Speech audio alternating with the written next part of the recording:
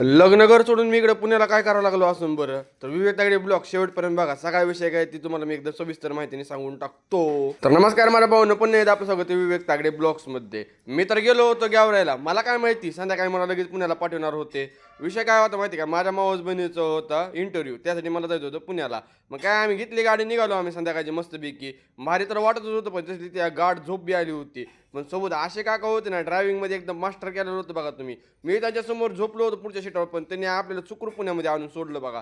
उठलो मी आपलं मस्तपैकी 7 वाजता. येड्यासारखं इकडून तिकडून हिंडत होतो. आता आंघोळ बिंगोळचा काय विषय होणारच नव्हता. त्याच्यात कुठं हॉटेलमध्ये जाऊन आंघोळ बिंगोळ करावी. आता इकडून तिकडून हिंडत होतो, तेवढं आली आमची ताई. ते म्हणली बस लवकर गाडीमध्ये, आता आपल्याला जायचं तिथे इंटरव्ह्यू. तिथं बसलो गाडीमध्ये. सकाळी 7 वाजता एवढं ट्रॅफिक होतं पुण्यामध्ये, आणि आम्ही वाशीला उठतात 8 वाजता. आणि मस्तपैकी असे चांगले चांगले नजारे बघत आम्ही पोहोचलो जिथं होतं तिथे इंटरव्ह्यूला. थोडं जरा तोंड ती धुवून घेतलं. आता हॉटेलमध्ये गेलो होतो चहा प्यायला, तिथं मला जरा तोंड बिन धुवून घ्यावं म्हणलं. तोंड ती सगळं धुवून घेतलं. आता मला आता पोट बघावं लागेल. आता पोटाची महामारी नको म्हणलं. पोटाची महामारी तर चालणारच होती आता 1-2 वाजेपर्यंत. थोडा आधार द्यावा म्हणलं पोटाला. आता वाशीमध्ये तर एवढा का डोसा खायला भेटत नाही, म्हणून मी तर डोसाच खात बसलो होतो बघा.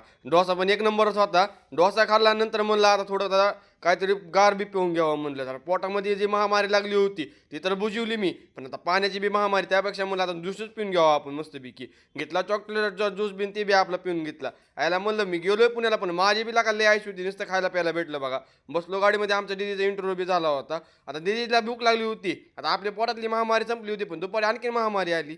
गेलो मोठ्या हॉटेलमध्ये. आता मला इथं जेवलो का, आता लग्न घरी गेल्यानंतर आता संध्याकाळी आपलं जेवण नाही दिलं तरी चालेल. मस्तपैकी हॉटेलमध्ये गेलो, जेवण ते केलं. आणि जरा म्हणलं तोंड जरा चांगलं दिसतंय का बघावं म्हणलं आरशामध्ये. आरशामध्ये तर माझं तोंड चांगलंच होतं, पण आरसाच चांगलं दिसत नव्हता. नात करते काय. वापस बसलो गाडीमध्ये.